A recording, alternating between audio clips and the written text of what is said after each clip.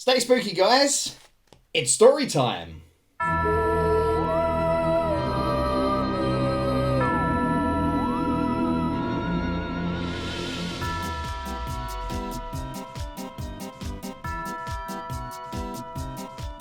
Hey YouTube, welcome to another episode of Spooky Dad. If you're new to the channel, we look at the spooky side of creativity for kids.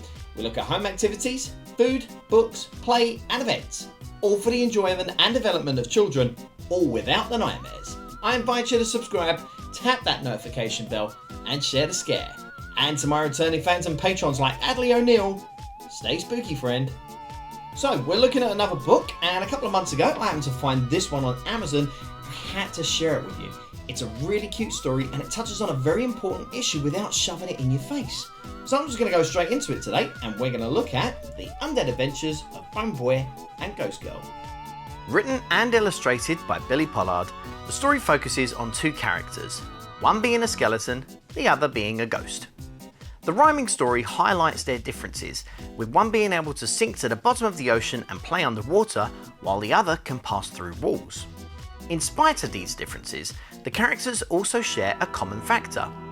They are both dead. The story looks at not only these differences, but also the fun they can still have together and embrace the similarities they have. For example, being able to play in the cold, or not seeming so strange during Halloween. One of the reasons why I initially purchased this book was for my son to focus on the black and white shapes as his eyesight was still developing. So this book was perfect for that. The artwork captures the imagination of and pays tribute to Tim Burton, not only with the minimal colour scheme, but also with character detail.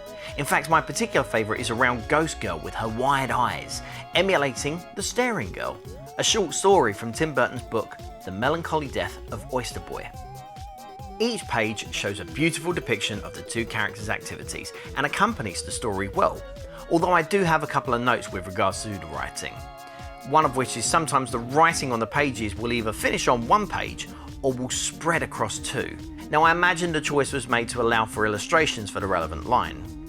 The other note is that sometimes the words used to rhyme don't quite always match and can sometimes be a little bit off-putting. For example, use of the words me and cheese can be overstretched just a tiny bit.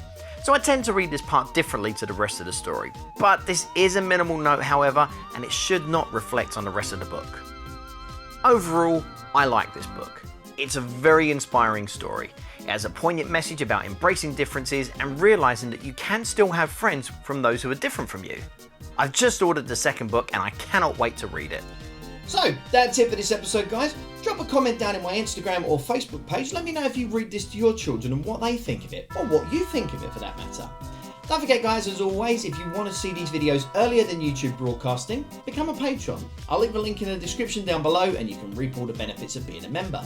But if YouTube's more your thing, then I understand. But all I'll ask in return, guys, hit subscribe, tap that notification and share the scare. So until next time, guys, stay spooky.